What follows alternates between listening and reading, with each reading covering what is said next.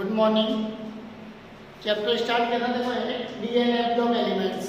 ठीक है, D and F block element start करना। प्रीवियस क्लास में बात की थी डी ब्लॉक एलिमेंट्स की डेफिनेशन क्या होगी, एफ ब्लॉक एलिमेंट्स की डेफिनेशन क्या होगी। ठीक है, तो the elements in which last electron enters in D orbital, ठीक है, are known as D block elements. ठीक है, जिन एलिमेंट्स में लास्ट इलेक्ट्रॉन किस में एंटर होता है, डी ऑर्बिटल में, ठीक है, वो एलिमेंट्स क्या है, D block elements.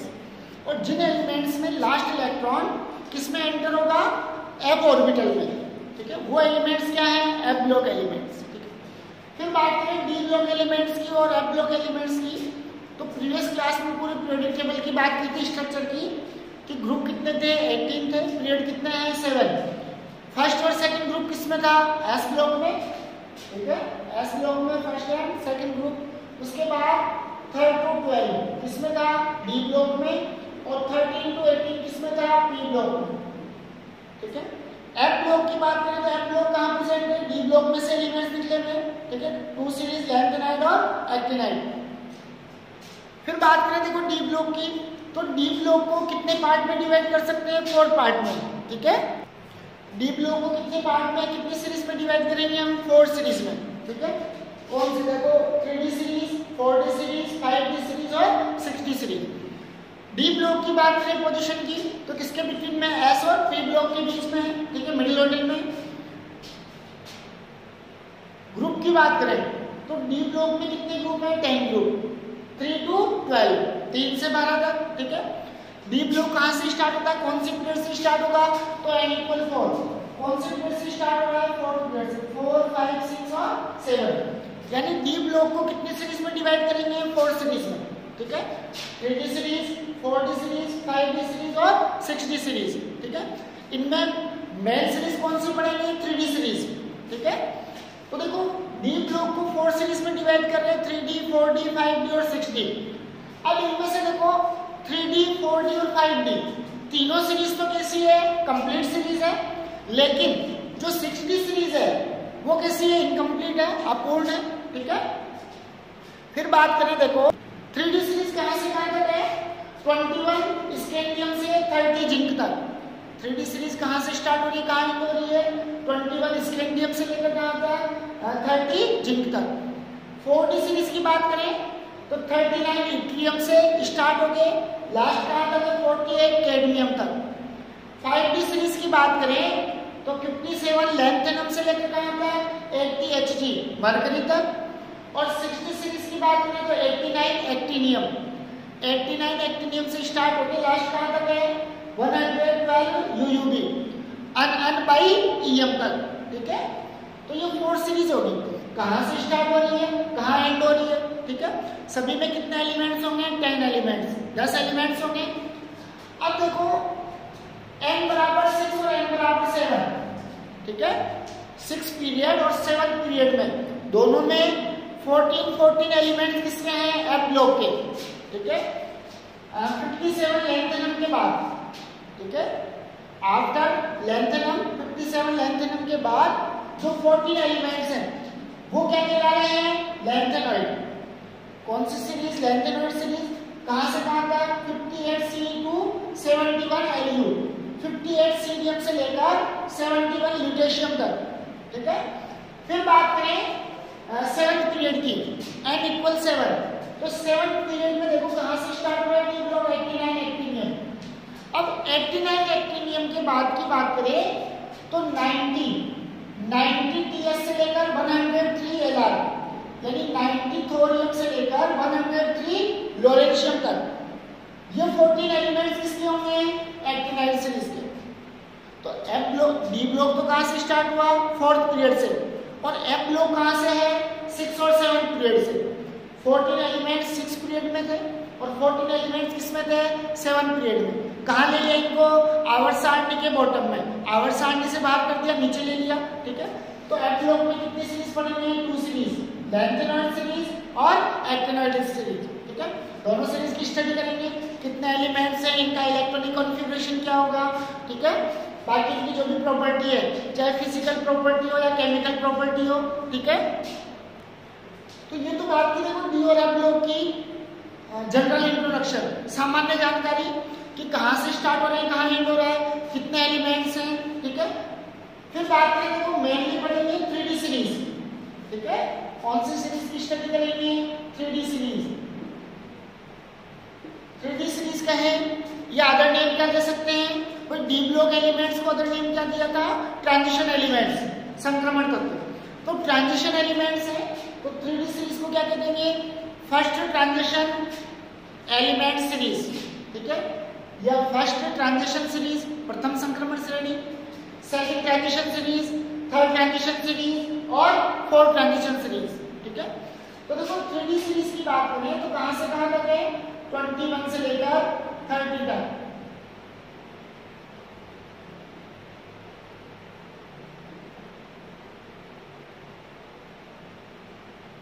Scandium, titanium, vanadium, chromium, manganese, एफी आयरन, कोबाल्ट, निकल, कॉपर और जिंक, ठीक है। 21 से लेकर कहां तक चल रही है? 30 तक, ठीक है।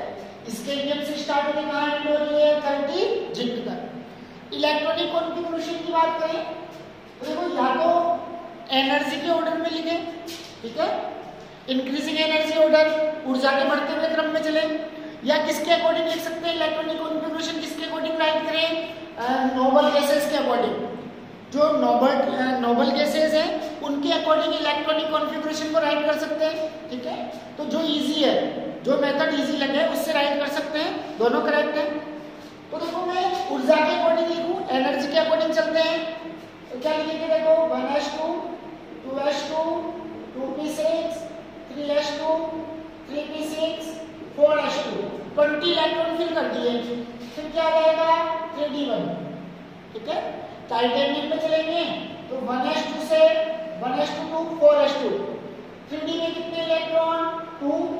वेनेडियम में चलेंगे तो 3d में कितने हैं? 3।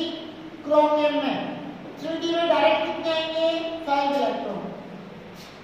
तो एक तो किसको याद रखना है? क्रोमियम को। और एक नंबर का क्वेश्चन आया हुआ है ये एग्जाम में, ठीक है। Right electronic configuration of chromium, chromium का इलेक्ट्रॉनिक विन्यास लिखिए, ठीक है।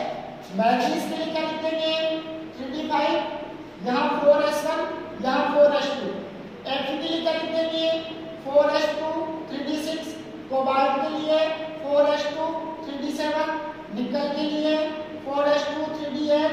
कॉपर के लिए 4s2, 3d9। एनर्जी के अकॉर्डिंग ये होना चाहिए, लेकिन जो हाफ फील्ड ऑर्बिटल है और फुली फील्ड ऑर्बिटल है उनकी स्टेबिलिटी क्या होती है? मैक्सिमम होती है। तो क्या हो जाएगा? 4s1, 3d10। तो एक कॉपर को भी याद रखना है। जिंक में चलेंगे तो 4s2, 3d10। तो एक तो देखो डिफरेंट किसका आ रहा है? क्रोमियम का, और एक किसका आ रहा है? कॉपर का। और क्रोमियम और कॉपर का इंपॉर्टेंट हो जाता है और पूछा हुआ भी है, ठीक है। अब देखो 3D सीरीज क्यों का? जो फर्स्ट ट्रांजिशन सीरीज है उसको 3D सीरीज क्यों का? क्योंकि देखो इन सभी एलिमेंट्स में स्कैंडियम से लेकर जिंक तक 21 to 30 तक जो भी एलिमेंट्स हैं, इन एलिमेंट्स में लास्ट इलेक्ट्रॉन किस में एंटर हो रहा है? 3D में, 3D ऑर्बिटल में। कौन से सेल में जा रहा है? थर्ड सेल में। ऑर्बिटल कौन सा है? D, 3D। इसलिए ये सीरीज क्या कहलाएगी? 3D सीरीज, ठीक है। फिर बात करेंगे इट्रियम से कैडमियम तक, तो इनका लास्ट इलेक्ट्रॉन किस में एंटर होगा? 4D में, ठीक है। तो ये सीरीज क्या कहला रही है? 4D सीरीज, ठीक है। तो 3D सीरीज 4D, 5D और 6D 4 सीरीज है। 6D सीरीज इनकम्प्लीट है। 3D, 4D, 5D सीरीज कैसी है? कंप्लीट है। मेनली कौन सी सीरीज की स्टडी करेंगे? 3D सीरीज की। कहां से कहां तक? देखिए कहां से 21 से स्टार्ट हो गई स्कैंडियम से, लास्ट कहां तक है? 30 जिंक तक। इलेक्ट्रॉनिक कॉन्फ़िगरेशन राइट कर सकते हैं, ठीक है। या तो इंक्रीजिंग ऑर्डर ऑफ एनर्जी, ऊर्जा के बढ़ते हुए क्रम में राइट करें, या किसके अकॉर्डिंग राइट कर सकते हैं? नोबल गैसेस के अकॉर्डिंग, ठीक है। फिर बात करते हैं देखो प्रॉपर्टी ऑफ ट्रांजिशन एलिमेंट्स, ठीक है। ट्रांजिशन एलिमेंट्स की प्रॉपर्टी क्या है, गुण क्या है, ठीक है। तो देखो दीज आर ऑल मेटल्स, ठीक है। जितने भी ट्रांजिशन एलिमेंट्स हैं वो सब किसके रूप में हैं, मेटल के रूप में हैं। तो these are all metals and are good conductor of heat and electricity. ठीक है, सभी मेटल है, ठीक है, they are good conductor of heat and electricity. ठीक है, तो ताप और विद्युत के कैसे हैं, गुड कंडक्टर हैं, अच्छे चालक हैं। ठीक है, दे do not show vertical similarity. ठीक है भाई, और जो जितने भी एलिमेंट्स हैं उनकी स्टडी करते हैं प्रॉपर्टी की, तो किसके अकॉर्डिंग करते हैं उनमें, पीरियड में ग्रुप के अकॉर्डिंग। ठीक है, कि मान लीजिए फर्स्ट ग्रुप के जितने भी एलिमेंट्स हैं उनकी प्रॉपर्टी सेम होगी। ठीक है, लेकिन जो डी ब्लॉक के एलिमेंट्स हैं इनकी प्रॉपर्टी की स्टडी, जो इनकी सिमिलर प्रॉपर्टी है वो किसके अकॉर्डिंग देखेंगे, पीरियड के अकॉर्डिंग। ठीक है, तो यहाँ हॉरिजॉन्टल लाइन के अकॉर्डिंग प्रॉपर्टी नहीं देख के किसके अकॉर्डिंग देखेंगे, वर्टिकल लाइन के अकॉर्डिंग। ठीक है, तो they do not show vertical similarity as other elements of periodic table. ठीक है, they show similarity in property. फिर दिया हुआ देखो, they show property of catalysis. ठीक है, कौन से गुण दर्शाते हैं, उत्प्रेरक के। ठीक है, जितने भी डी ब्लॉक के एलिमेंट्स हैं, ठीक है, वो क्या है, गुड कैटलिस्ट, अच्छे उत्प्रेरक है। ठीक है, क्यों, क्योंकि इनका जो डी ऑर्बिटल है, रीजन क्या जाएगा, जो डी ऑर्बिटल है वो कैसा है, इनकम्प्लीट है। ठीक है, दे फॉर्म कलर्ड कॉम्प्लेक्स। किसका फॉर्मेशन करेंगे, कलर कॉम्प्लेक्स का। ठीक है, रंगीन यौगिक का निर्माण करेंगे। They form interstitial compound.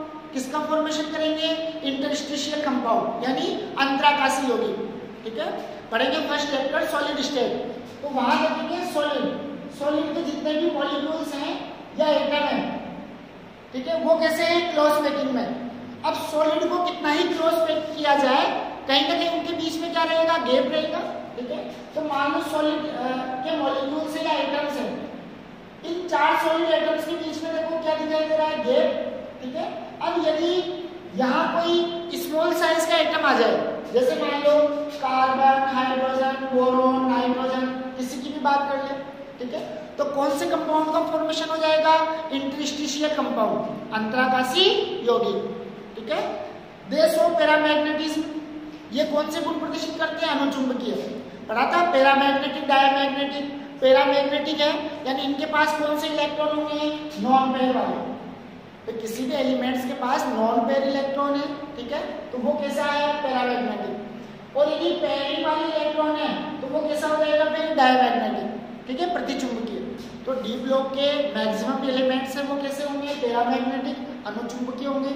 ठीक है, और जितनी भी मेटल की प्रॉपर्टी है वो सारी प्रॉपर्टी इनमें प्रेजेंट होगी भाई। ठीक है, हार्ड होंगे, ठीक है, हाई मेल्टिंग पॉइंट होगा, हाई बॉइलिंग पॉइंट होगा। ठीक है, तो जितनी भी मेटल की प्रॉपर्टी वो सारी प्रॉपर्टी किसकी होगी, डी ब्लॉक एलिमेंट्स की, क्योंकि सभी के सभी क्या है, एलिमेंट्स मेटल के रूप में। ठीक है, प्रेजेंट है। ठीक है, देखो फिर कुछ जनरल कैरेक्टर की बात करें। ठीक है, फर्स्ट ट्रांजिशन सीरीज यानी 3D सीरीज के लिए तो पढ़ेगा देखो 11th में। जैसे मैं बात करूं एटॉमिक एंड आयोनिक रेडियस। ठीक है, आयोनाइजेशन एंथैल्पी,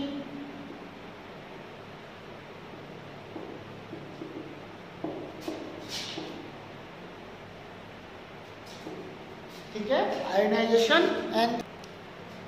तो देखो एटॉमिक या आयोनिक रेडियस की बात करें, ठीक है, तो देखो एटॉमिक रेडियस या आयोनिक रेडियस की बात करें तो यदि ग्रुप में कहाँ मूव करते हैं, अप टू डाउन। यदि ग्रुप में अप टू डाउन मूव करते हैं, ठीक है, तो जैसे जैसे अप टू डाउन मूव करेंगे, ठीक है, वहां नंबर ऑफ सेल्स इंक्रीज होते हैं, कोषों की संख्या बढ़ती है, तो नंबर ऑफ सेल्स इंक्रीज हो रहे हैं जिसके कारण जेड इफेक्टिव, ठीक है, न्यूक्लियस का जो अट्रैक्शन फोर्स है इलेक्ट्रॉन के ऊपर, आउटर मोस्ट सेल के ऊपर, वो क्या होता जाता है, वीक होता जाता है। ठीक है, तो देखो एटॉमिक और आयोनिक रेडियस की बात करते हैं तो ग्रुप में अप टू डाउन मूव करते हैं। ठीक है, तो सेल्स क्या होते हैं, इंक्रीज होते हैं, नंबर ऑफ सेल्स इंक्रीज होंगे। ठीक है, यानी एटॉमिक और आयोनिक रेडियस की क्या होती है, इंक्रीज होती है। लेकिन यदि पीरियड की बात करते हैं, ठीक है, तो पीरियड में लेफ्ट टू राइट मूव करते हैं तो वहां नंबर ऑफ सेल्स तो सिमिलर है, इक्वल होंगे, ठीक है, सभी एलिमेंट्स में, लेकिन नंबर ऑफ इलेक्ट्रॉन्स इंक्रीज होते जाएंगे, इलेक्ट्रॉनों की संख्या लगातार क्या होगी, बढ़ेगी, इंक्रीज होगी, जिसके कारण जेड इफेक्टिव मैक्सिमम होगा, जेड इफेक्टिव भी क्या होता जाएगा, इंक्रीज होता जाएगा। और ये जेड इफेक्टिव की वैल्यू मैक्सिमम है, ठीक है, तो ये आउटर मोस्ट सेल के इलेक्ट्रॉन को न्यूक्लियस अपनी ओर क्या करेगा, अट्रैक्ट करेगा, ठीक है, यानी एटॉमिक रेडियस क्या हो जाएगी, डिक्रीज हो जाएगी। तो ग्रुप में अप टू डाउन मूव कर रहे हैं तो एटॉमिक रेडियस इंक्रीज होती है, लेकिन यदि पीरियड में लेफ्ट टू राइट मूव करेंगे तो एटॉमिक रेडियस क्या हो जाएगी, डिक्रीज हो जाएगी। क्यों, तो ये नंबर ऑफ सेल्स तो सभी एलिमेंट्स में इक्वल है, लेकिन जेड इफेक्टिव की वैल्यू इंक्रीज होती जा रही है, और जैसे जैसे जेड इफेक्टिव की वैल्यू इंक्रीज होगी, जेड इफेक्टिव क्या है कि न्यूक्लियस आउटर मोस्ट सेल के इलेक्ट्रॉन को क्या कर रहा है, अपनी ओर अट्रैक्ट कर रहा है, ठीक है। तो जैसे जैसे जेड इफेक्टिव की वैल्यू इंक्रीज होगी, वैसे वैसे एटॉमिक रेडियस क्या हो जाएगी, डिक्रीज हो जाएगी। फिर बात करें आयोनाइजेशन एंथैल्पी। आयोनाइजेशन एंथैल्पी या एनर्जी, आयोनाइजेशन एंथैल्पी क्या थी कि किसी भी गैस या एलिमेंट्स में से, ठीक है, आउटर मोस्ट सेल में से एक इलेक्ट्रॉन रिमूव करने के लिए जितनी एनर्जी की रिक्वायरमेंट है वो एनर्जी क्या है, आयोनाइजेशन एनर्जी, ठीक है। किसी भी गैस या एटम में से या एलिमेंट्स में से सिंगल इलेक्ट्रॉन रिमूव करने के लिए जितनी एनर्जी की रिक्वायरमेंट होती है वो एनर्जी क्या है, आयोनाइजेशन एंथैल्पी, ठीक है। तो यदि जेड इफेक्टिव मैक्सिमम है, जेड इफेक्टिव की वैल्यू हाई है, ठीक है, तो इजीली इलेक्ट्रॉन रिमूव नहीं होगा, तो वहां आयोनाइजेशन एंथैल्पी हाई हो जाएगी, ठीक है। तो देखो पीरियड में लेफ्ट टू राइट चल रहे हैं तो जेड इफेक्टिव की वैल्यू इंक्रीज हो रही है, यानी आयोनाइजेशन एंथैल्पी की वैल्यू भी क्या होगी, इंक्रीज हो जाएगी। फिर बात करें मेटेलिक नेचर, तो ग्रुप में अप टू डाउन चलते हैं, ठीक है, तो मेटेलिक नेचर इंक्रीज होती है, लेकिन यदि पीरियड में लेफ्ट टू राइट मूव करते हैं तो मेटेलिक नेचर क्या होती है, डिक्रीज होती है, ठीक है। फिर बात करें ऑक्सीडेशन स्टेट की, ये लगेगा देखो थोड़ा बड़ा टॉपिक है, नेक्स्ट क्लास में लेंगे।